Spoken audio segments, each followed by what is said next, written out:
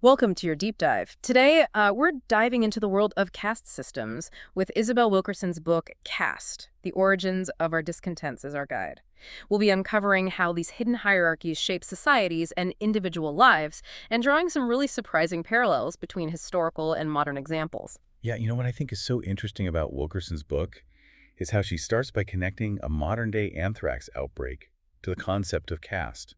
It seems totally random at first, but it really gets you thinking. Okay, so I'm intrigued already. You're talking about the 2016 Siberian anthrax outbreak, right? Yeah. That one where melting permafrost unearthed this strain of anthrax that had been dormant for decades.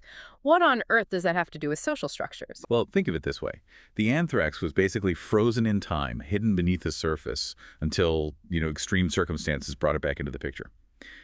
Wilkerson's argument is that societal problems, especially those rooted in hatred and tribalism, are kind of similar. They can be dormant for years, buried under layers of, progress and positive change, but they don't actually ever disappear. And then when the conditions are right, like during times of social upheaval, for example, they can suddenly resurface. Wow, that's a really powerful metaphor. It's like these societal toxins are just waiting for the right moment to break free and wreak havoc. Exactly. And Wilkerson connects this to events like the 2016 U.S. election, suggesting that it exposed a longing among some for a return to a rigid social order, where everyone knows their place. This kind of desire for fixed hierarchies where your position is predetermined is a real hallmark of caste systems. That's a chilling thought. So before we go any further, let's just define what we mean by caste systems. It's not just about social class, is it? You're absolutely right. It goes much deeper than that. Wilkerson compares caste to the unseen framework of a house. You can't see on the surface, but it completely dictates the structure and the stability of the whole building. Caste is an artificial ranking of human value, and it's fixed and rigid. Often claiming justification through things like divine will or natural order, caste determines your place in society from the moment you're born, based on your ancestry and oftentimes these immutable traits that you have. And it dictates your opportunities, your relationships, even how you see yourself. So it's not about your accomplishments in life, but rather who your ancestors were. It's almost like being born into a predetermined role in a play with no chance of changing the script. That's a great analogy. Yeah. And to understand how these systems actually function, Wilkerson outlines 8 pillars of caste. These are characteristics that she's observed across different caste systems throughout history and across different cultures. 8 pillars. Okay, let's start building this structure then. What's the first one? Okay, so the first pillar is divine will and laws of nature, and that's closely tied to the second pillar, heritability. Caste systems will often try to legitimize themselves by appealing to religion or natural order. So basically saying it's God's will, or it's just the natural way of things, as a way to justify these divisions. Exactly. We see this in India, where the caste system is really deeply intertwined with Hindu beliefs about karma and reincarnation. And we also see it in the American South, where biblical interpretations were distorted to justify the enslavement of Africans. And this ties right into heritability, doesn't it? Where your social standing is inherited and passed down through your family line. Precisely. You're born into your caste, and it's virtually impossible to move out of it. Think about the U.S., where they had the one-drop rule. That meant that any trace of African ancestry automatically placed you in the lower caste. Mm. It didn't matter what you achieved or your social standing. So even if you were wealthy, educated, successful, it meant nothing if your great-great-grandmother was black. Yeah. Unfortunately, that's the harsh reality of caste. It's about keeping those lines of division very rigid. And this actually leads us to the third pillar, endogamy. Endogamy. It refers to the control of marriage and mating within the same caste. This is a major way to maintain so-called caste purity. If you think back to 1630, even before the U.S. was officially established, there was a man named Hugh Davis who was publicly whipped in Virginia simply for having relations with a black woman. That shows you how far back this obsession with purity goes. Wow, that really shows the extremes that societies will go to enforce these divisions. It's like they're terrified of anything that might blur the lines. Exactly. And this fear of contamination is a core element of the fourth pillar, purity versus pollution. This is one that I always find particularly disturbing. I remember Wilkerson's description of the 1949 St. Louis pool riots, where white mobs actually attacked black children just for trying to swim in a public pool. And she talks about this young black swimmer named Al. He was only allowed to be in the pool if he was on a raft and someone was pushing him around. The absurdity of that situation really highlights the deeply ingrained fear of pollution from those in the lower castes. It's just mind-boggling to me how something like skin color or ancestry can become so powerful and meaningful within these systems. That's the insidious nature of caste. And this fear of pollution is directly related to the fifth pillar, which is occupational hierarchy. This basically dictates what your profession will be based solely on your caste. Wilkerson gives examples like the laws in South Carolina after the Civil War. They were specifically designed to restrict black people to menial labor jobs and deny them any opportunities for advancement. And even when Black entertainers found success, they were often limited to roles that reinforced those caste stereotypes. It's like the system was designed to trap them in their place. Absolutely. These systems are carefully constructed to protect the existing power structure. And that brings us to the sixth pillar, which is dehumanization and stigma, a key tactic for maintaining that hierarchy. Wilkerson uses some really powerful examples here, like the accounts of slaves being forced to appear cheerful at auctions while their families were being torn apart. It just shows how the system sought to strip them of their humanity to make them seem less than human. And she connects this to modern-day examples as well, like No. that story about the mother who frantically scrubbed her daughter's hand after she touched a black girl. It reveals how this dehumanizing mindset persists even in seemingly harmless interactions. It's like people in the lower castes are seen as inherently contaminated simply by existing. And to enforce these divisions, caste systems often resort to the seventh pillar, terror as enforcement. You're right, Wilkerson actually draws a chilling comparison between the brutality of Nazi concentration camps and the horrors of the Jim Crow South. Both regimes used terror in the form of lynchings, floggings, and public torture to control people and maintain that caste hierarchy. It's a really stark reminder of the violence that these systems are built on. And underlying it all is the eighth pillar, inherent superiority versus inferiority. It's the deeply held belief that the dominant caste has an inherent right to rule. Wilkerson has this anecdote about a black architect who was forced to read blueprints upside down because his white clients couldn't stand the thought of him standing over them. It just shows how ingrained these ideas of superiority and inferiority can be. And then there's that woman who called the police on a black babysitter simply because she was black. These examples highlight how caste is present even in everyday interactions. It perpetuates this idea that people are inherently unequal based solely on their caste. And this connects to Wilkerson's analysis of the backlash against Obama's presidency. She argues that things like Congressman Joe Wilson yelling, "You lie," during Obama's speech to Congress reflect the anxieties of the dominant caste when their perceived superiority is threatened. It's like the idea of a black president challenged the entire power structure and triggered this huge wave of resistance. Makes you wonder how we can ever dismantle these systems when they're so deeply ingrained in our culture. That's the million-dollar question. But before we jump into that, I think it's important to explore one of Wilkerson's most interesting analogies. She compares caste systems to something you might not expect. The Matrix. Wait, The Matrix? You mean like the sci-fi movie? What does Neo dodging bullets have to do with caste? Well, think about how in the movie The Matrix is this invisible force that controls how people perceive and experience the world. Wilkerson argues that caste operates in a very similar way. It's like an invisible script that shapes our thoughts and actions without us even realizing it.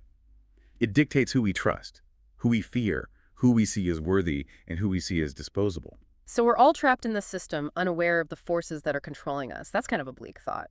But what about those who do become aware? Can they break free from it? Someone like Martin Luther King Jr., for example. That's a great question, and it leads us to a really important moment in Wilkerson's book, MLK Jr.'s trip to India. When he was there, King had this profound realization. He saw the clear parallels between the Indian caste system and the racial hierarchy in America. He understood that the fight for civil rights was ultimately a fight against a deeply rooted caste system. It's incredible to think that even someone like MLK Jr., a leader in the fight for equality, had to travel to another continent to really understand the nature of the system he was up against. It really shows how embedded these systems are.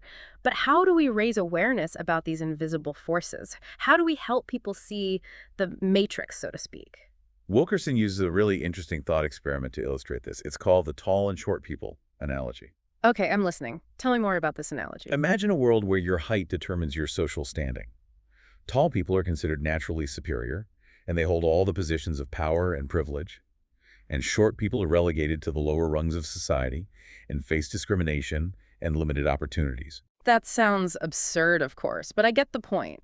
It's like swapping skin color for height to demonstrate how arbitrary these divisions really are. Exactly. If we'd been divided by height for centuries, we'd probably see it as natural and just like many people have come to accept race-based hierarchies. So it's about making the invisible visible, exposing how ridiculous these divisions are by using something as trivial as height. Exactly. And that's a key step in breaking down these systems.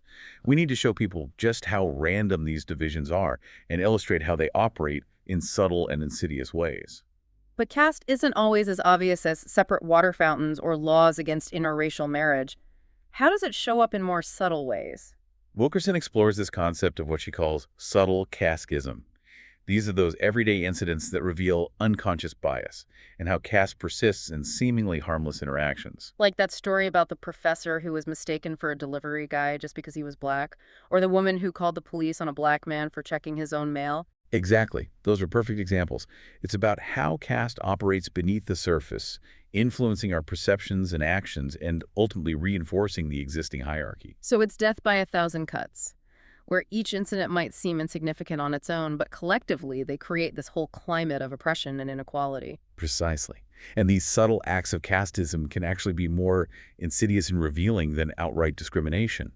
Remember that story Wilkerson shares about Miss, the woman whose very name reflects this legacy of caste? Remind me about her story again. Miss was born to parents who lived under Jim Crow, where black women were never addressed as Miss or Mrs. Her father intentionally named her Miss as this act of defiance against the system that was trying to diminish her worth. That's really powerful, but what does her name have to do with caste?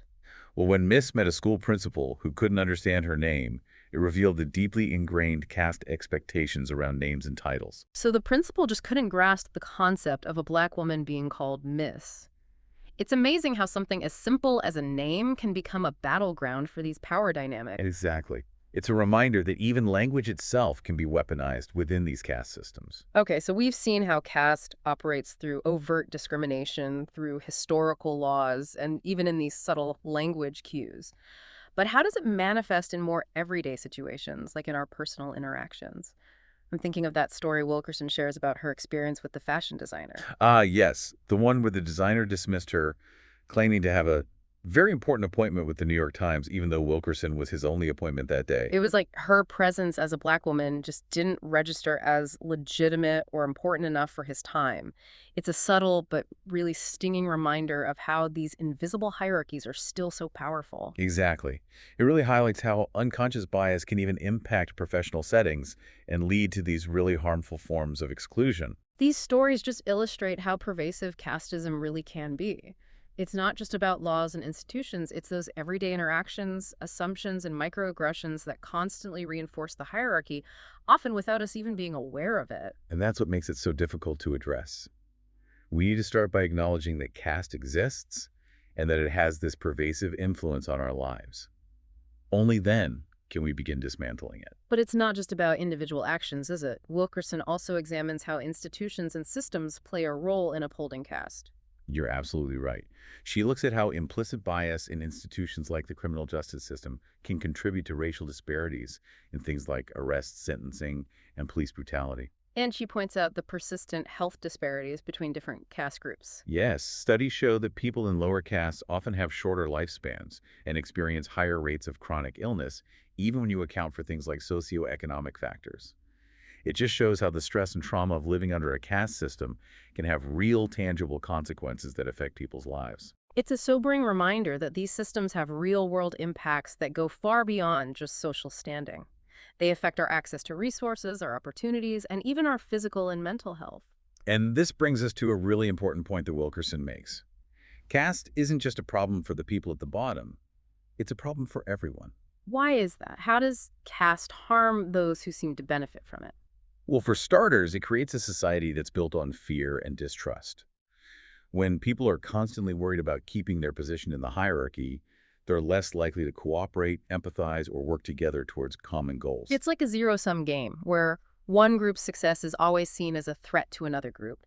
And that kind of thinking creates this toxic environment for everyone, right? Exactly. And that mindset can stifle things like creativity, innovation, and progress. It can also lead to a misallocation of resources and talent, because opportunities are often withheld from people based on their caste rather than their actual abilities. So it's not just morally wrong, it's also economically inefficient, and in the long run, it holds society back. Precisely. Wilkerson argues that a society that embraces equality and opportunity for everyone isn't just fairer, It's also more prosperous and successful. That's a powerful message. But how do we actually go about dismantling these systems? It feels so overwhelming. Where do we even begin? That's the million-dollar question. Wilkerson doesn't offer a simple solution, but she does provide some valuable insights and places to start. Like what? Give me something hopeful to cling to here. Well, the first and most important thing is that we need to admit that caste exists. We can't fix a problem that we refuse to acknowledge. It's like trying to fix a flooded basement without first admitting that you have a leak. You're just ignoring the root of the problem. Exactly. And once we've acknowledged the problem, we need to have these honest, sometimes difficult conversations about its history and how it shows up today. So we need to talk about racism, privilege, and power, even though those conversations can be incredibly uncomfortable. Right. We need to really listen to the experiences of people who have been harmed by these caste systems, be open to learning from their stories, and be willing to challenge our own assumptions and biases. It's about going beyond tolerance and striving for genuine understanding and empathy. That seems like a big ask in the world we live in today. It is a big ask, but it's absolutely crucial. Yeah. And it's not enough to just talk about it. We also need to take action. We need to support policies and initiatives that promote equality and opportunity for everyone and hold individuals and institutions accountable for perpetuating these caste systems. We need to use our voices and platforms to speak out against injustice. So it's a combination of individual and collective action, changing hearts and minds and transforming these systems and structures. Yeah, it's like a long and challenging process, but it's absolutely essential if we want to build a truly just and equitable society. Wilkerson uses a really interesting analogy to illustrate why this collective action is so important. She talks about this Westie, a small but very tenacious dog that challenged her authority. What can we learn from this little dog? How does it relate to the big task of dismantling caste systems? Well, let's talk about that in part 2. The story about Wilkerson's Westie is all about challenging our assumptions about leadership and power. You see, she was initially pretty frustrated with her Westie because he kept challenging her. So she talked to a behavioralist who told her she needed to establish herself as the alpha in the relationship. But later on, she learned that this advice was actually based on some flawed research that had been done on captive wolves. So the whole alpha dog concept is actually a misconception. I've heard that before, but it's so ingrained in how we think about leadership. It makes total sense that Wilkerson would connect this to the idea of caste. It's exactly. Studies of wolves in their natural environment show that real alpha wolves lead through a quiet confidence and trustworthiness, not by being aggressive or dominating. They don't constantly assert their authority or put others down. They lead by example and inspire trust and cooperation from the pack.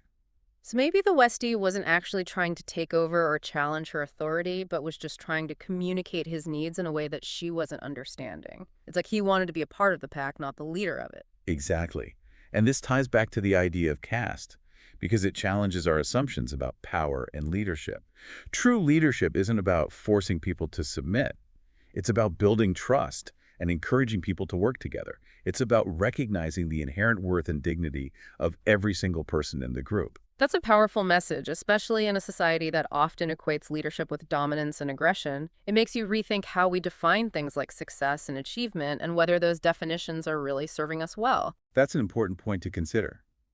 And it highlights the importance of understanding and respecting different perspectives, even those that might seem challenging or disruptive at first.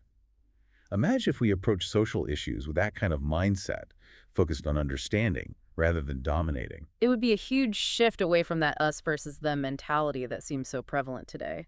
But how do we actually get there? How do we move from this dominance-based model to one that values empathy and cooperation, especially when it comes to dismantling something as deeply rooted as a caste system?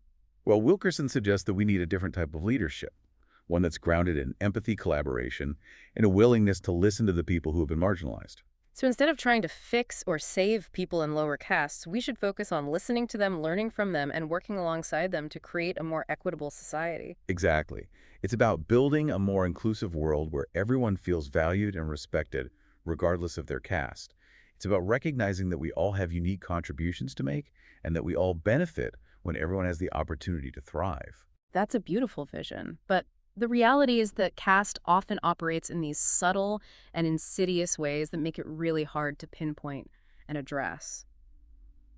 I'm thinking about that story Wilkerson shares, where the father is trying to teach his young son about the realities of caste. You mean the story about the black professor who was having dinner with his son, and a well-meaning white woman came up to them and told the boy that it was okay to drink his juice before he finished his vegetables. Yeah, that's the one. It seems like such a minor incident, but it actually reveals so much about the complexities of race, caste, and privilege.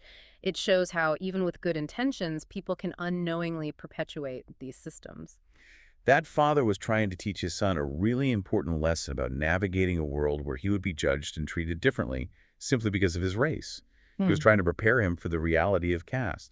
And the white woman, however well-intentioned she might have been, kind of undermined that lesson by implying that he should be exempt from the rules. It's like she was saying, oh, you're one of the good ones, so you don't have to follow the same rules as everyone else. Exactly. And it's not just about this one specific example. It's about the countless ways in which people in lower castes are constantly scrutinized, policed, and judged, even for the most ordinary things. It illustrates how people who benefit from the caste system, even unintentionally, can perpetuate it through their actions and assumptions. It's as if they're blind to the invisible structures that are shaping their whole worldview.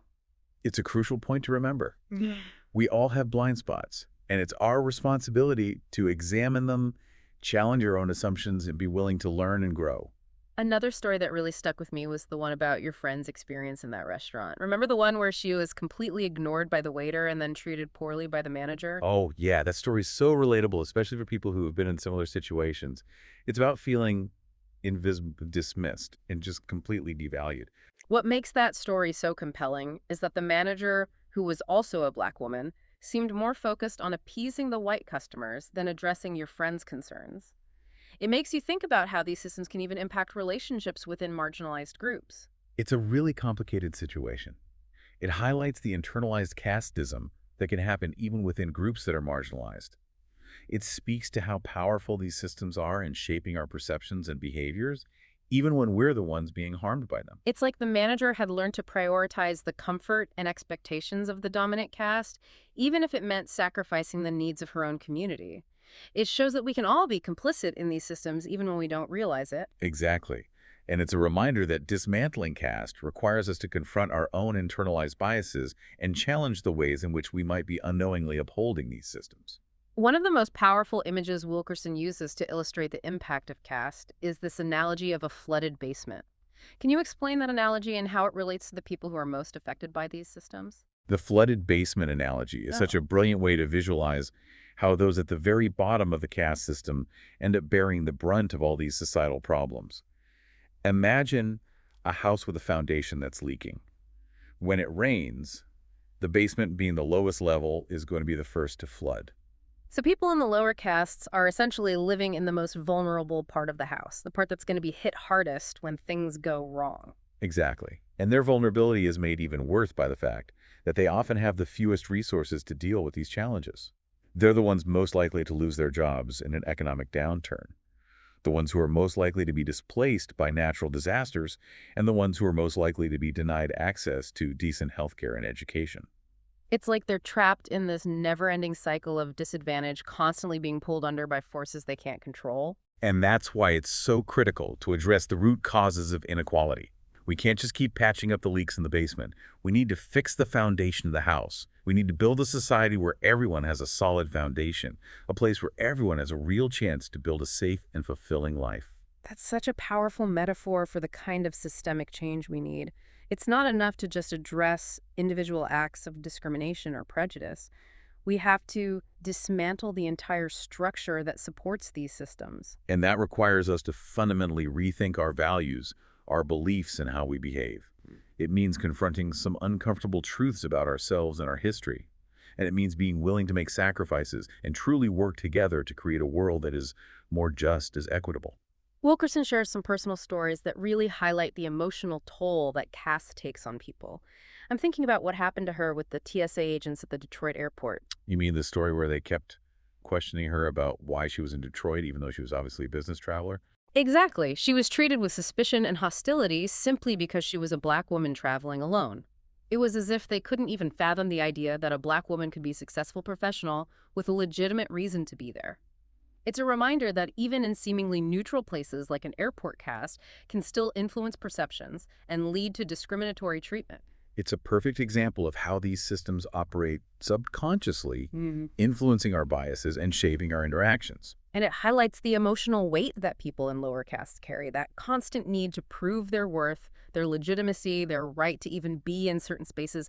It's exhausting and so demoralizing. Exactly. And it's a burden that those in the dominant caste often don't recognize or acknowledge. Yeah. We need to be much more aware of these subtle forms of bias and the real impact they have on others. Another story that really resonated with me was the one about the man on the plane who reclined his seat all the way back, basically forcing Wilkerson into this uncomfortable, cramped position for the entire flight. Ah, yes, that story. It's so relatable because we've all experienced those annoying moments on planes. But what makes this particular story so poignant is that it speaks to this larger issue of disrespect and a lack of consideration for people in lower castes. It's as if her comfort and well-being didn't matter, as if she was somehow less deserving of consideration than the other passengers. And the fact that no one else on that plane said anything, even though it was clear she was being mistreated, really emphasizes how normalized this type of behavior is. It's like the other passengers were complicit in this subtle act of casteism, maybe without even realizing it. It shows how these systems operate in such sneaky ways, often without us even being aware of it. And when she confronted the man about it after the flight, he just brushed her off with a quick sorry and walked away as if he had every right to treat her that way. It's a reminder that caste systems are built on this logic of entitlement and a lack of accountability. People in higher castes often feel entitled to treat those in lower castes with disrespect, and they rarely face any consequences for their actions. It's a pattern that repeats itself throughout history and across cultures. And it's one of the biggest challenges when it comes to dismantling these systems. How do you hold people accountable for behavior that is so deeply ingrained, so normalized, that they often don't even see it as a problem? It's a question we should all be asking ourselves. It requires us to be more aware of our own actions and assumptions, to be willing to challenge the way things are, and to hold each other accountable for creating a world that's more just and equitable. Wilkerson also talks about this phenomenon she calls last place anxiety, where groups within the lower castes sometimes distance themselves from those who are even lower in the hierarchy. It's a survival tactic, isn't it? A way of trying to avoid being at the very bottom, even if it means reinforcing the overall system of oppression. Exactly. And she gives some examples that are really heartbreaking. She mentions how some Caribbean and African immigrants will warn their children not to act like African Americans. It's a way of trying to separate themselves from the group that's seen as occupying the lowest rung of the racial caste system in America. It's such a tragic example of how caste can create divisions and resentment between marginalized groups, ultimately benefiting the dominant caste.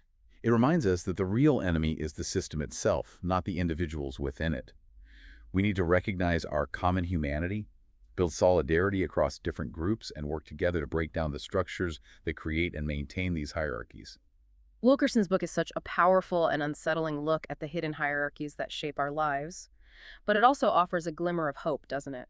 A belief that change is possible if we're willing to put in the work. Absolutely. Her work is a call to action, a challenge to confront the realities of caste and work towards creating a world that is truly more just and equitable.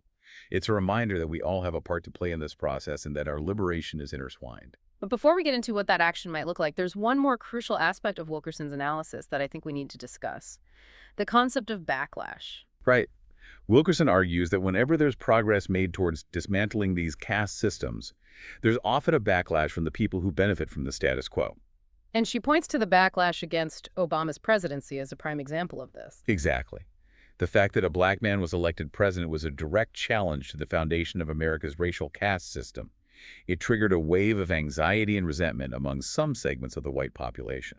And that backlash showed up in a lot of ways, from the rise of the Tea Party movement to the increase in hate crimes and racist rhetoric. It was like this instinctive reaction to the shifting power dynamics, a desperate attempt to hold on to the old way of doing things. And Wilkerson's argument is that this backlash wasn't just about Obama as a person.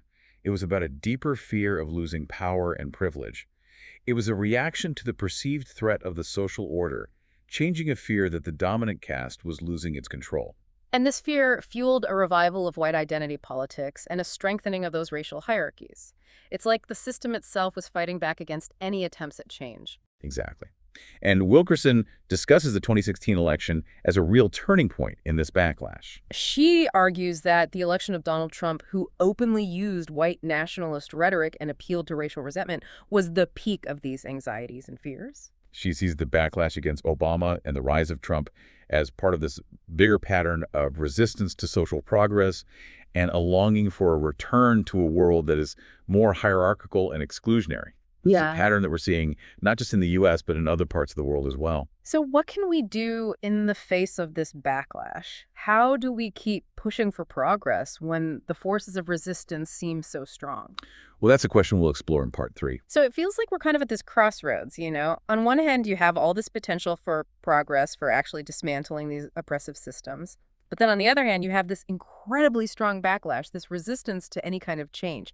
How do we actually move forward? How do we keep fighting for a more just world when the opposition seems so deeply entrenched? That is the big question, isn't it?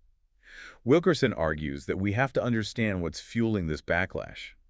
It's driven by fear, a fear of losing power and privilege, fear of the unknown, fear of a world where everyone is considered equal. And that fear can be so incredibly powerful, especially when it's manipulated by those in power, you know? They use it to create division, to pit us against each other, and to distract us from the real problems. It's such a classic tactic, that age-old strategy of using fear and scapegoating to maintain control. Exactly, and we can see this happening all around us. From those debates about Confederate monuments to the attempts to suppress voting rights, these aren't just isolated incidents. They're all connected. They're all part of a larger pattern of resistance to any kind of meaningful change. You know, the whole debate over Confederate monuments is really fascinating to me. It's not just about history or heritage. It's about power and identity. Those monuments were put up during the Jim Crow era, a time when racial segregation and oppression were incredibly intense. They were meant to be symbols of white supremacy, a reminder of the South's lost cause. And the efforts to take them down are seen by some people as an attack on their identity, a way of trying to rewrite history. But what they're failing to acknowledge is that these monuments represent a very specific and very painful part of history, a history of oppression and terrible injustice. It's like those who are clinging to these symbols of the past are clinging to a worldview where one group is seen as superior and entitled to dominate. That kind of thinking is completely incompatible with the ideas of equality and justice. And then you have those attempts to suppress voting rights. It's another clear example of how the dominant caste tries to hold on to their power.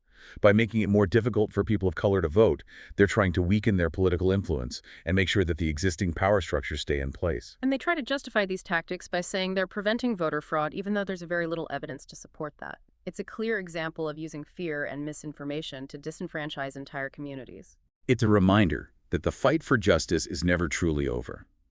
It's a constant struggle that demands vigilance and a willingness to challenge those who are trying to undermine the very principles of democracy. So what can we do? How do we push back against this backlash? How do we keep moving forward when the resistance seems so overwhelming? Wilkerson says that the first step is to simply acknowledge that there's a problem.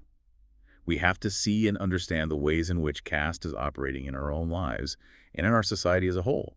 We can't dismantle something that we refuse to even acknowledge is there. It's like trying to treat a disease without even bothering to diagnose it. You can't address the root of the problem if you don't even know what it is. Exactly. And once we've admitted that the problem exists, then we need to start having open and honest conversations about it. We need to talk about these uncomfortable topics: race, racism, privilege, and the dynamics of power. We need to listen to the stories of those who have been directly harmed by caste systems and be willing to learn from their experiences. Those conversations can be really difficult and uncomfortable, but they're absolutely essential if we want to create a world that's more just and fair. We need to move beyond just tolerating each other and strive for true understanding and empathy. And it's not enough to just talk about these things. We have to actually do something. We need to support policies and initiatives that are promoting equality and opportunity for everyone. We need to hold individuals and institutions accountable for perpetuating caste systems. And we need to use our voices and our platforms to speak out against injustice whenever we see it. So it's about combining individual action with collective efforts. It's about changing people's hearts and minds and transforming the structures and systems that are upholding these inequalities. That's it. It's a long and challenging process for sure. But it's absolutely essential if we truly want to create a world where everyone has the chance to thrive. Wilkerson makes this really interesting point that we can't just sit around and wait for the older generations to die off or for the bigots to just magically disappear. She argues that this capacity for evil and the susceptibility to fall into these caste systems are actually inherent to human nature. It's a sobering thought for sure, but it's an important one. It means that the fight against injustice is never truly over. It's an ongoing struggle that requires us to be constantly vigilant and always willing to challenge the forces that are trying to create and maintain these inequalities. We can't afford to become complacent. We have to stay engaged and aware. And we have to remember that this isn't just about dismantling external systems of oppression. It's also about recognizing and dismantling the internalized caste systems that we all carry within ourselves. We need to challenge our own biases, confront our own prejudices, and actively work towards creating a world that's more just and equitable, both within ourselves and in the world around us. Wilkerson's book gives us this roadmap for that journey. It's a framework for understanding how these dynamics of caste work and what strategies we can use to dismantle them. It's a book that has the potential to completely change how we see the world and even how we see ourselves. It's a call to action, a challenge to examine our own role in these systems of oppression and to work towards a world where everyone can thrive. One of the things that's really struck me throughout this whole deep dive is the sense of urgency that comes through in Wilkerson's writing. She's not just giving us some academic analysis of caste, she's issuing a call to action, a plea for us to wake up and see how these systems are damaging all of us. She argues that we're at this incredibly critical moment in human history, a point where we have the chance to choose a different path, to create a world where everyone has the opportunity to live a life filled with dignity and purpose. But making that choice requires us to face some uncomfortable truths, to challenge our own biases, and to be willing to fight for a better future even when it feels like we're fighting an uphill battle.